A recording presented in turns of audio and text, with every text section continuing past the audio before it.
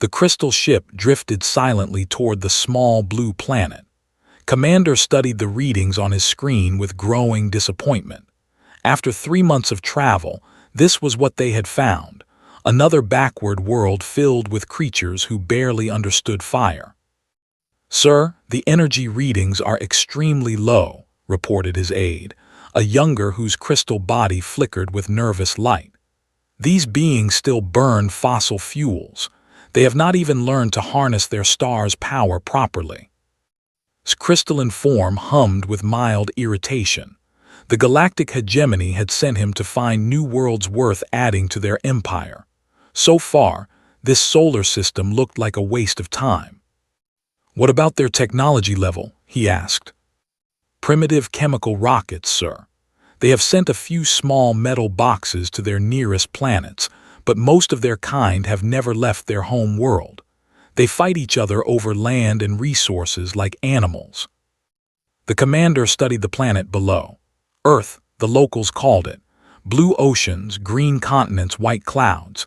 It looked peaceful enough, but the scans told a different story. The surface crawled with billions of these creatures called humans.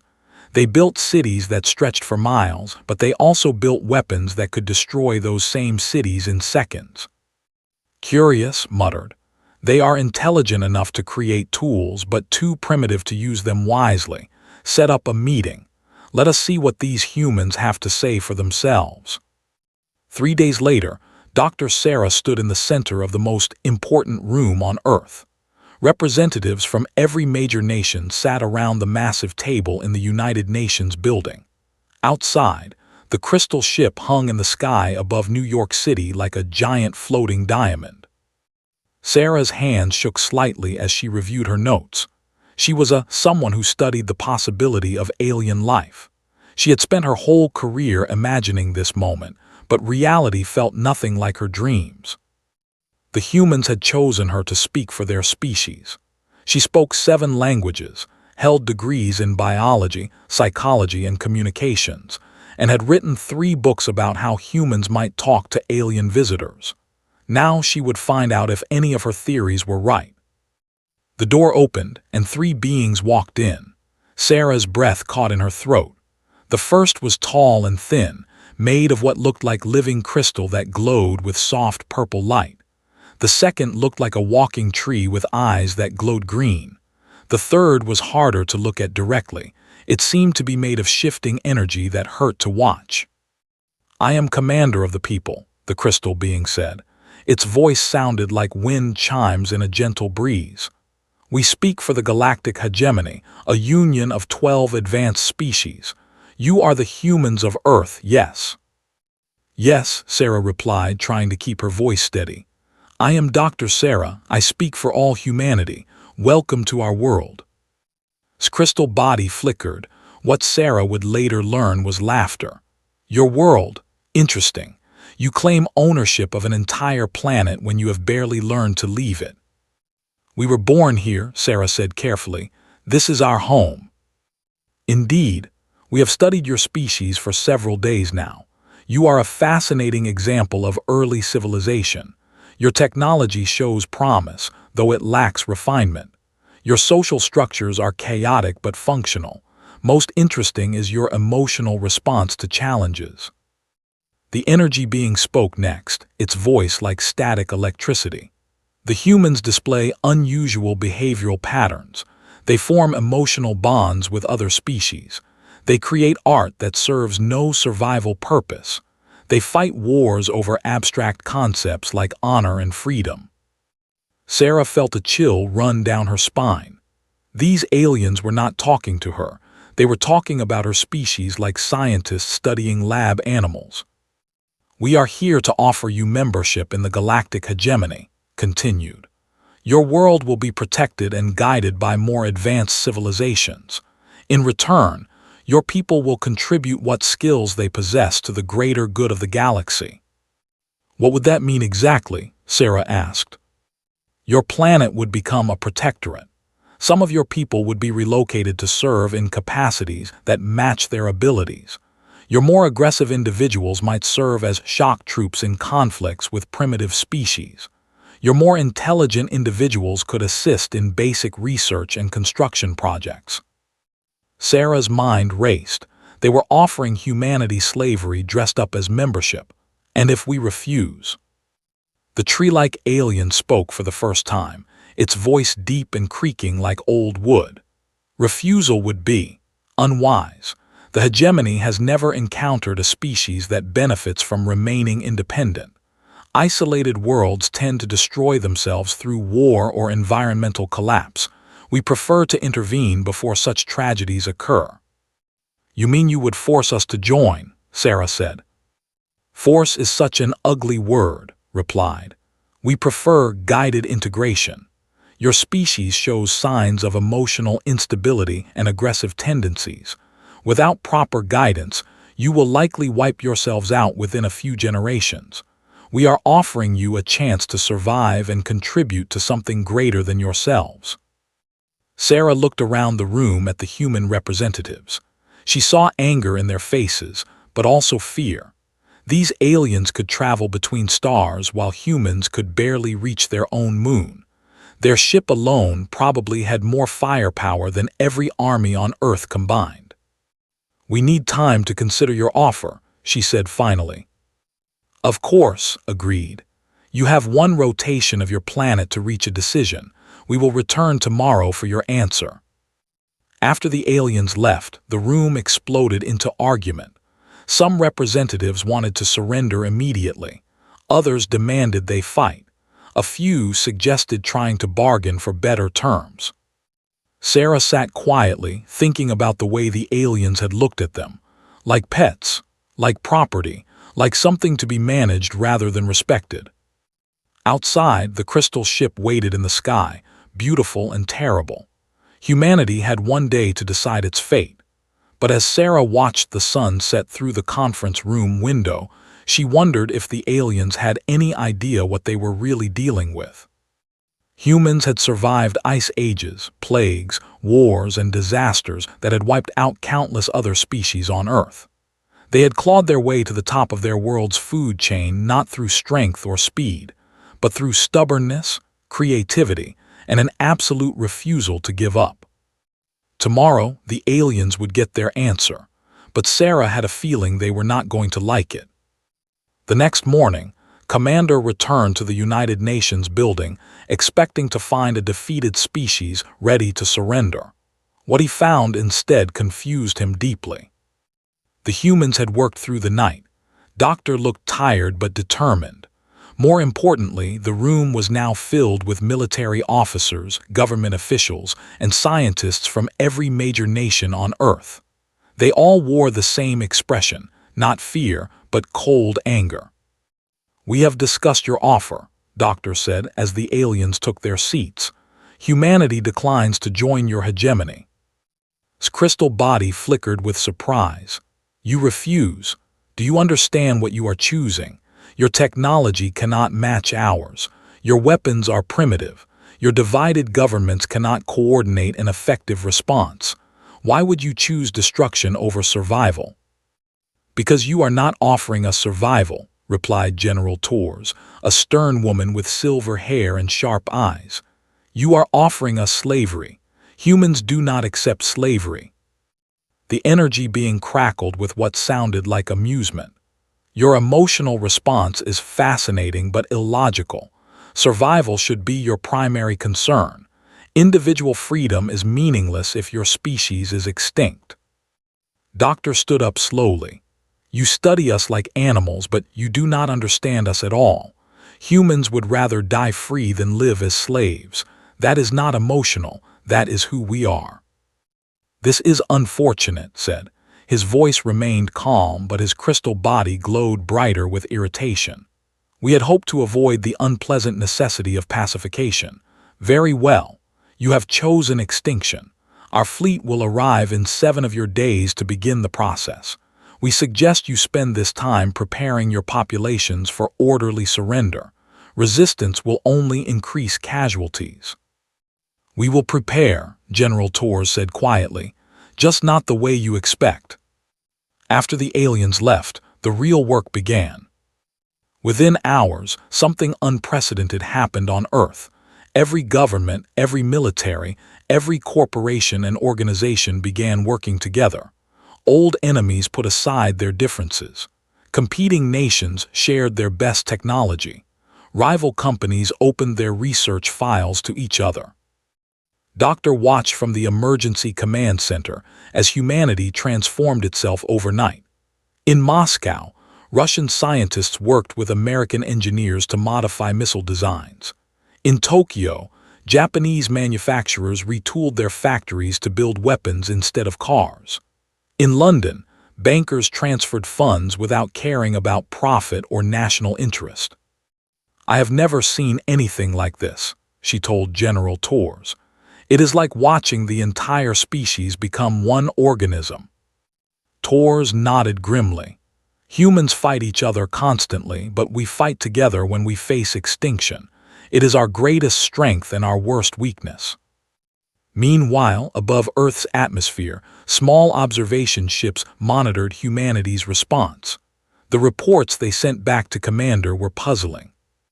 "Sir, the humans are displaying unusual behavior," reported the aide. "Instead of panic or despair, they show signs of excitement. Many are working without rest cycles. They are sharing resources and information at unprecedented rates." Fear response, decided. They are attempting to comfort themselves before the inevitable, continue monitoring, document their final days for the hegemony archives. But what the aliens saw in the following days was nothing like a defeated species preparing to die. Humanity had been preparing for this moment longer than they realized. Every disaster movie, every science fiction story, every war game and military exercise had been practice. Humans had spent centuries imagining how to fight impossible battles against superior enemies. In underground bunkers around the world, engineers worked frantically to reverse engineer alien technology from the brief scans they had taken of the crystal ship. Computer programmers analyzed alien communication patterns. Psychologists studied the 3 alien species, looking for weaknesses. Doctor found herself appointed head of a new department, Enemy Intelligence. Her job was to understand how the aliens thought, what scared them, what made them vulnerable. "They are crystalline," she explained to a room full of military planners. "They store information in their crystal structure. They think logically but slowly. They make plans and follow them exactly. This makes them predictable." "What about the energy beings?" asked a young colonel. "The process information incredibly fast, but they cannot touch physical matter directly. They need technology to interact with our world. If we can disrupt their technology, we can blind them." "And the tree people?" "They are plant-based. They think in terms of growth and seasons. They are patient but not adaptable. They cannot change plans quickly once they have made decisions." General Tours studied the reports coming in from around the world. "Good. What else have we learned?" "They all think we are primitive animals," Doctor continued. "They expect us to fight the way animals fight, with emotion, without strategy. They have never faced an enemy that studies them while pretending to be weak." In space, the hegemony fleet was already approaching. 12 massive ships carrying weapons that could crack planets. The aliens were confident this would be over quickly. They had studied human military history and found it chaotic and inefficient. Humans fought with primitive weapons and simple tactics. Their governments could barely cooperate on basic trade agreements, let alone coordinate a species-wide defense. What the aliens did not understand was that humans had never faced extinction before. All of their previous wars had been between groups of humans. Now, for the first time in their history, all of humanity had the same enemy. The transformation was remarkable. Within 6 days, Earth's scattered military forces had become a unified army. Scientists from different countries worked together on projects that would have taken years to organize during peacetime. Factories that made toys and cars now produced weapons and armor. Most strange of all, Humans seem to be enjoying themselves. "Sir," the aide reported to Commander, "the human children are playing games about fighting us. They seem excited rather than terrified." Pondered this information. Perhaps they do not understand the reality of their situation. No matter, tomorrow we will show them. On the seventh day, Doctor stood on the roof of the command center, looking up at the alien fleet hanging in Earth's sky like dark stars. 12 ships, each one larger than the biggest cities on Earth. General Torres joined her. "Ready?" she asked. Doctor smiled, and for the first time in days, she felt calm. Humanity has been ready for this fight since we first looked up at the stars and wondered what might be looking back. We just did not know it yet. "They think we are primitive animals," Torres said. "Let us show them what happens when you corner a predator." Above them, the alien fleet began to move into attack position. The war for Earth was about to begin, but the aliens were about to learn that they had made a critical error. They had mistaken humanity's divided nature for weakness. They were about to discover that a species that fights itself constantly produces the most dangerous warriors in the galaxy. The first attack came at dawn. Commander watched from his flagship as the hegemony fleet moved into position above Earth. The plan was simple and proven. A demonstration of overwhelming firepower would destroy the humans' largest military installations. Faced with inevitable defeat, they would surrender and accept hegemony rule. "Begin the pacification," ordered. 12 energy beams lanced down from the alien ships, targeting the largest military bases on each continent. The beams struck with the force of small nuclear weapons, turning concrete and steel into glowing craters. "Transmission incoming from the planet's surface," reported the aide. "Put it through." Doctor's face appeared on the screen. Behind her, smoke rose from the ruins of what had been Air Force Base. She looked directly into the camera with steady eyes. "Commander," she said calmly, "thank you for the demonstration. Now let us show you ours." The transmission cut off. For a moment, nothing happened. Then space around the hegemony fleet erupted with explosions. Human ships appeared from everywhere at once. They came from behind asteroids, from the dark side of the moon, from the shadows of Earth's orbital stations. Small, fast vessels that the alien sensors had somehow missed completely. "Impossible," breathed the aide. "How did they hide so many ships?" "They are primitive," said, but his crystal body flickered with uncertainty. "Their technology cannot match ours." The human ships proved him wrong. They moved like wolves attacking a herd, fast, coordinated, striking where the aliens were weakest. Instead of trying to match the hegemony's firepower, they targeted sensors, communication arrays, and weapon control systems. Captain piloted the lead human ship directly towards flagship. Her small vessel was no bigger than a shuttle compared to the massive alien ship, but she had advantages the aliens had not expected. "This is Captain to all human forces," she broadcast. "They expected us to fight like frightened animals. Let us show them how Earth's apex predators really hunt." Her ship slipped through the alien defense grid like it was not there. The humans had studied the hegemony's tactics for 7 days, analyzing every movement, every formation, every response pattern. They knew exactly where the blind spots were. "Sir, the human vessel is too small and fast for our main weapons," reported the weapons officer. "Our targeting systems cannot lock onto something moving so erratically." "Use the defensive batteries," ordered. But had already anticipated this. Her ship danced between the defensive fire, following a flight path that seemed random, but was actually calculated to exploit gaps in the alien weapon coverage. Behind her, she could hear her crew working with calm efficiency. "Martinez, how are those charges looking?" "Ready to deploy, Captain, but we will have to get very close." "Close is what humans do best." Ship dove straight toward the flagship's command section. At the last possible second, she released her payload, Not bombs, but sophisticated hacking devices designed to penetrate alien computer systems. The devices attached to the flagship's hull and immediately began working. Within seconds, they had access to the ship's communication network.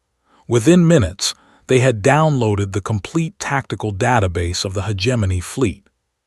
"This is it, people," announced to her crew. "Time to go home." She did not mean back to Earth. Ship struck the flagship's command deck at full speed. The explosion was enormous, tearing a massive hole in the alien vessel's hull. But before she died, transmitted everything her hacking devices had learned to every human ship in the fleet. Suddenly, humanity knew everything: alien ship designs, weapon capabilities, communication frequencies, tactical doctrines, and most importantly, the psychological profiles of the three species they were fighting. "Sir," the aide reported to as he pulled himself from the wreckage of his command center, "the humans have accessed our tactical database. They know our complete battle plan." "How is that possible? No primitive species has ever penetrated security systems." "They did not penetrate them, sir. They died to learn them." Paused. "They died to learn them." "The human captain sacrificed herself and her entire crew to obtain our data. This behavior is unprecedented in our records." For the first time since arriving at Earth, felt something he had never experienced before: fear. On Earth, General Torres receives transmission and smiled coldly. "Now we know everything. All units begin Phase 2. The human ships regrouped and struck again, but this time they moved with perfect knowledge of alien capabilities. They knew which weapons had the longest range, which ships had the weakest shields, which captains were most likely to make aggressive or defensive choices. More importantly, they began using psychological warfare. The ships found their communication frequencies jammed with sounds that disrupted their crystal-based thinking: chaotic human music, screaming, and laughter. The logical alien minds could not process the seemingly random noise, making it impossible for them to coordinate their responses. The energy beings discovered that humans had somehow created electromagnetic fields that interfered with their energy forms. Wherever they tried to go, humans had placed devices that made their existence painful and disorienting. The tree ships faced the psychological attack of all. Humans transmitted images of burning forests, of axes cutting down ancient trees, of wooden furniture and paper products. To plant-based beings, these images were torture. "They are not fighting like primitives," the commander reported to. "They study our weaknesses and exploit them with surgical precision. This requires intelligence and planning ability we did not expect." "Agreed," added the captain. "More disturbing is their apparent enjoyment of combat. Our psychological profiles indicate they should be terrified. Instead, their communications suggest they are excited." Reviewed the reports coming in from his remaining ships. 3 vessels had been destroyed, 2 more were heavily damaged, and the human fleet was growing larger as more ships emerged from hiding. "How many ships do they have?" he demanded. "Unknown, sir. They appear to be building new ones during the battle. Some of the vessels attacking us were not here when the engagement began." This was impossible. No species could construct warships in the middle of a battle. But humans had been preparing for 7 days, and they had done something no alien species had ever attempted. They had turned their entire planet into a weapon factory. Every space station, every orbital platform, every asteroid mining operation had been converted to military production. As the battle raged, new human ships launched from hidden construction sites throughout the solar system. "Sir," the aide reported urgently, "we are receiving a transmission from Earth." "Put it through." General Torres appeared on the screen. Behind her, Doctor and dozens of other humans worked at control stations. They all looked calm, professional, and utterly without fear. "Commander," Torres said, "you wanted to see what humans are capable of when threatened. You are seeing it now. We are persistence predators. We do not give up. We do not surrender. We adapt, we endure, and we hunt until our prey stops running. You call us prey. Crystal form glowed bright with anger. Yes, Tors replied simply. You came to our world expecting easy victims. You found apex predators instead. You can surrender now, or we can continue to show you why nothing on Earth has ever successfully hunted humans. Around the flagship, more human ships appeared from the darkness. They moved with the coordinated precision of a pack, circling the remaining alien vessels like wolves surrounding wounded deer. Finally understood what they were facing. These were not primitive animals. These were the most dangerous hunters in the galaxy, and they had been hiding their true nature until the moment of attack. The war had only just begun, but already the outcome was becoming clear. The galactic hegemony had made a fatal error. They had cornered humanity, and cornered predators were the most dangerous creatures in the universe. 3 days after the first battle, Commander realized the war had become something beyond his understanding. The hegemony fleet hung in space above Earth, but they were no longer the hunters. Somehow, impossibly, they had become the hunted. "Sir, we have lost contact with the supply convoy from Prime," his aide reported. The last transmission indicated they were under attack by human forces. His crystal body flickered with confusion. Human forces? That is impossible. Humans cannot travel faster than light. How could they reach our supply lines? Unknown, sir. But the attack patterns match human tactics, small, fast ships using psychological warfare. This made no sense. The human fleet was trapped in their own solar system. Yet somehow, human ships were attacking hegemony vessels 3 star systems away. What did not know was that humans had been busy during the 7 days before the attack. While building their fleet, they had also been studying captured alien technology with desperate intensity. They could not copy it perfectly, but they could modify it in ways the aliens never expected. Doctor stood in the center of the Human Intelligence Division, surrounded by screens showing alien ship movements throughout the galaxy. Her team had broken hegemony communication codes and were now tracking every vessel in their empire. Phase 3 is working perfectly, she told General Tors. The aliens think logically and follow established patterns. They cannot adapt when we change the rules of engagement. What is our current position? We have destroyed or damaged 60% of their fleet. More importantly, we have captured examples of their faster-than-light drives. Our engineers are already installing modified versions in our ships. Tors smiled grimly. And the psychological operations? Beyond our best expectations. Each species is responding exactly as we predicted. The psychological campaign against the 3 alien species had been Doctor's masterpiece. Humans had spent decades studying predator-prey relationships, survival instincts, and fear responses. They applied this knowledge with ruthless efficiency. Though with their crystal-based minds, thought in pure logic and clear patterns. So humans attacked them with chaos. Every communication channel was flooded with random noise, contradictory orders, and impossible mathematical problems. The logical alien minds could not filter out the chaos, leaving them paralyzed by information overload. Captain Sarah led a squad of modified human ships against a battle group. Her vessels moved in patterns that violated every rule of space combat, random direction changes, impossible maneuvers, attacks that served no logical purpose. "Vessel, this is Captain," she broadcast on their command frequency. "Do you know why we are doing this?" "Your tactics serve no strategic purpose," the commander replied, his crystal voice filled with confusion. "You are wasting fuel and ammunition on meaningless maneuvers." "Exactly," laughed. "We are not trying to win efficiently, we are trying to drive you insane. Is it working?" The captain did not respond, but his ship began moving in erratic patterns, trying to counter attacks that made no logical sense.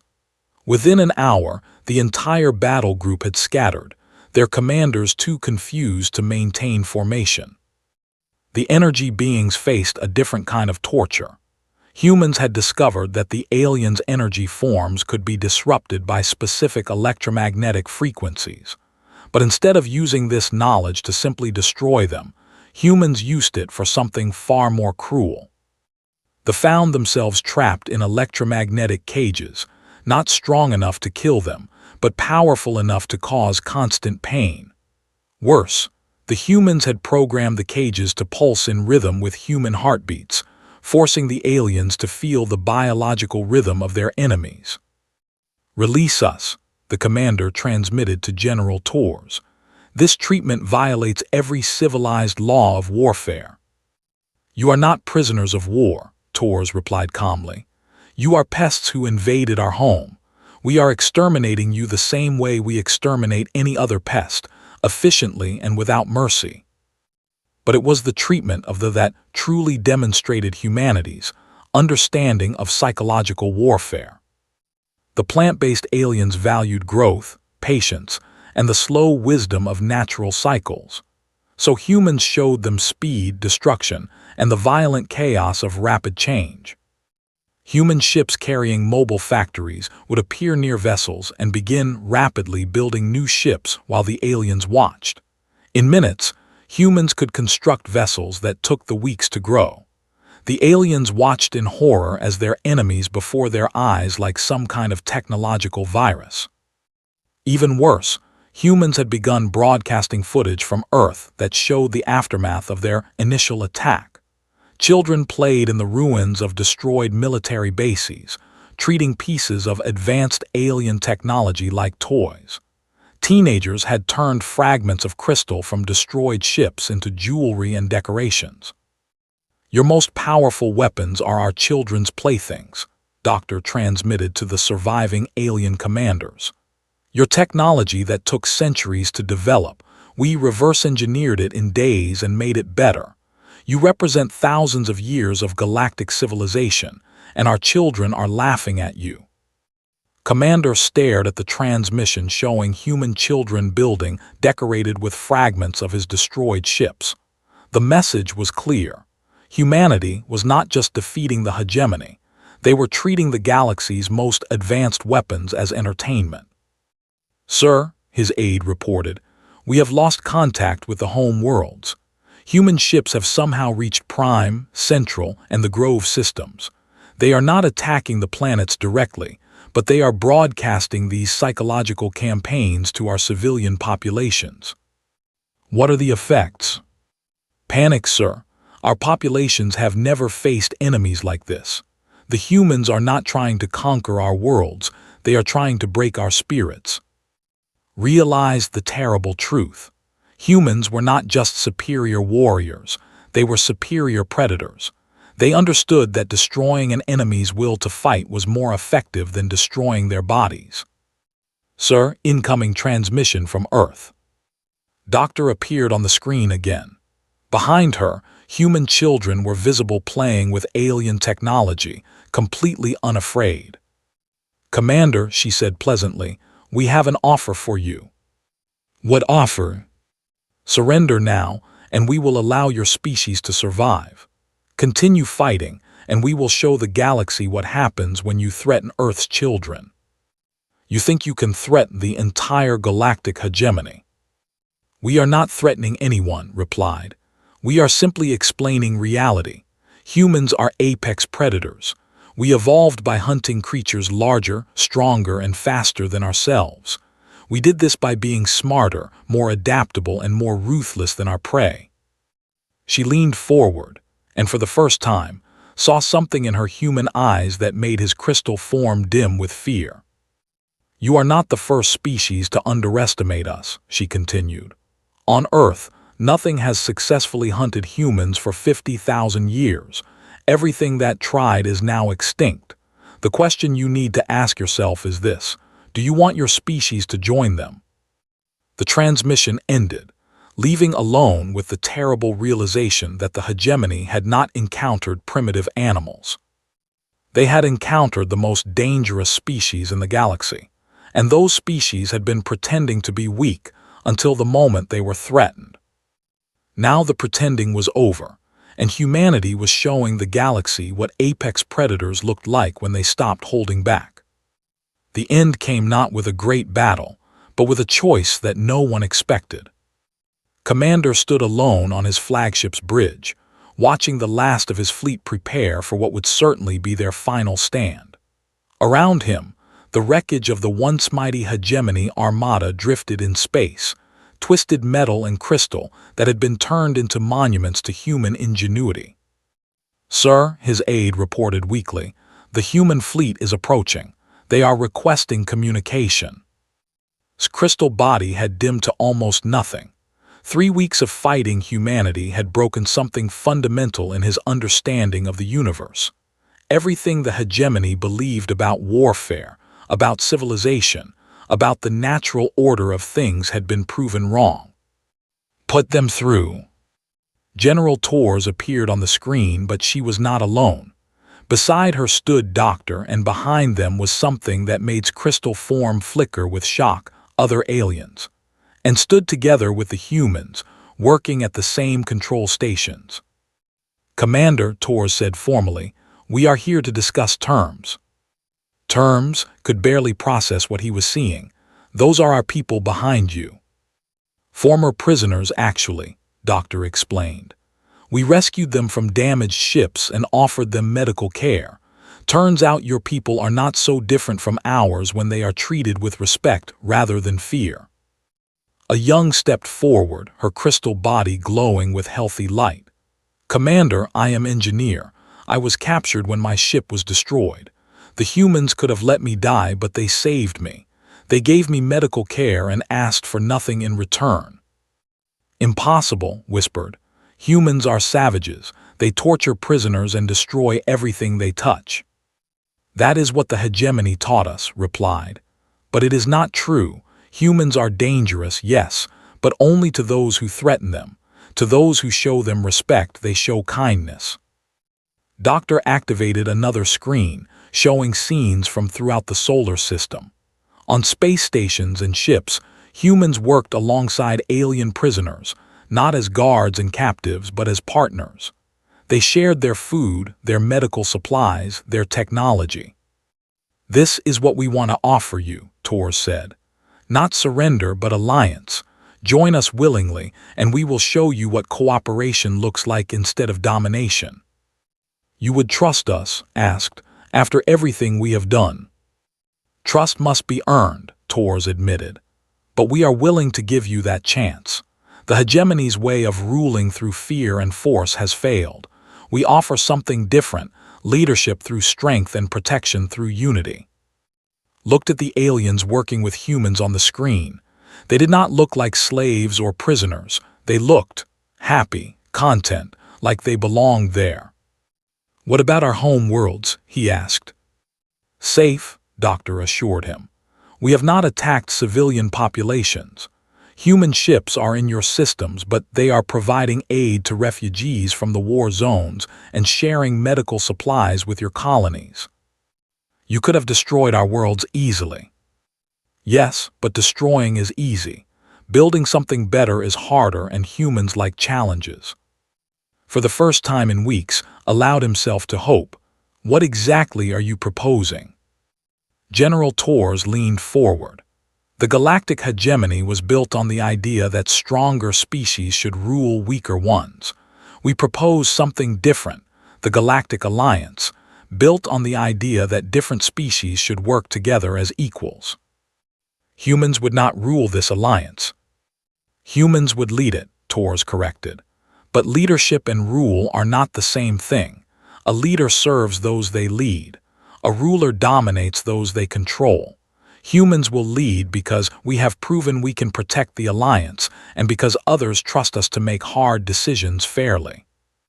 Doctor activated another screen showing detailed plans, space stations where multiple species would work together, research projects that combined different types of alien knowledge, trade routes that would benefit everyone. "This is what we built in 3 weeks," she explained. Imagine what we could build in 3 years if all our species worked together instead of fighting each other. Studied the plans. They were ambitious beyond anything the hegemony had ever attempted. More importantly, they were designed to benefit everyone, not just the strongest species. Why, he asked finally, you have one. You could take whatever you want from us. Why offer us partnership instead? Tors smiled, and for the first time since meeting humans, thought he understood their expression. It was not cruelty or dominance. It was something like pride mixed with protective instinct. Because that is what apex predators do when they are truly successful, she said. They do not just survive, they make sure their pack survives, and humans consider anyone willing to work with us to be part of our pack. Even former enemies. Especially former enemies. Some of the strongest alliances are built between those who have tested each other's strength and found mutual respect. Looked around his bridge at the few remaining crew members. They were all watching him, waiting for his decision. The old way had failed completely. Perhaps it was time to try something new. What would you need from us? He asked. Your knowledge, Doctor replied immediately. Your technology, your perspective, your experience. Humans are good at solving problems, but we think in human ways. We need alien minds to help us see solutions we would miss. And in return, protection, partnership, and a chance to build something greater than any of our species could create alone. Made his choice. I surrender the remaining hegemony forces, he said formally. Not to your rule, but to your alliance, if you will have us. Tors nodded solemnly. Welcome to the pack, Commander. 6 months later, Doctor stood on the observation deck of Harmony Station, the first truly multi-species research facility in galactic history. Around her, humans worked alongside engineers, data analysts, and biological specialists. The results had exceeded everyone's expectations. Combining human adaptability with alien knowledge had produced technological breakthroughs that no single species could have achieved. Faster-than-light communication, efficient energy production, medical advances that benefited all species. Doctor, called engineer, approaching with a data tablet in her crystalline hands. The reports from the outer colonies are ready. Reviewed the data and smiled. Former hegemony worlds were thriving under alliance protection. Trade was flourishing between species that had never interacted before the war. Most importantly, there had been no conflicts between member species since the alliance was formed. Any problems? Asked. Only good ones, replied. 3 more independent species have requested alliance membership: the hive minds, the warrior clans, and the traders. What do they want to know? The usual questions. Whether humans will try to dominate them, whether they will be allowed to keep their cultures, whether the alliance will protect them from aggressive neighbors. Nodded. Schedule meetings with their representatives. Make sure they understand that alliance membership is voluntary and that we respect diversity. Any species that wants to live peacefully and contribute to the common good is welcome. Through the observation window, she could see human and alien children playing together in the station's recreational area. They laughed at the same jokes, shared the same games, and protected each other with the same fierce loyalty. This was humanity's greatest victory, not the defeat of the hegemony, but the creation of something better. They had proven that apex predators could choose to be protectors instead of destroyers. Doctor said quietly, "May I ask you something personal?" Of course. When the war began, I thought humans were monsters. Now I see children of different species playing together as if they were family. How did humans learn to turn enemies into allies so quickly? Thought for a moment, watching a human child help a young who had fallen while playing.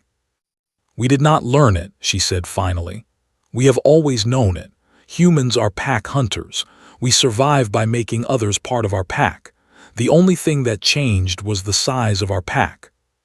And now, gestured toward the view of space beyond the station, where ships from a dozen different species traveled together under the protection of the Alliance fleet. Now our pack includes the galaxy. Outside, the stars shone down on the greatest alliance in galactic history, not built through conquest or fear, but through the simple human belief that everyone deserved protection, and that strength was best used to defend those who could not defend themselves. Humanity had proven they were the galaxy's apex predator, but more importantly, they had proven that true apex predators did not destroy their ecosystem, they protected it.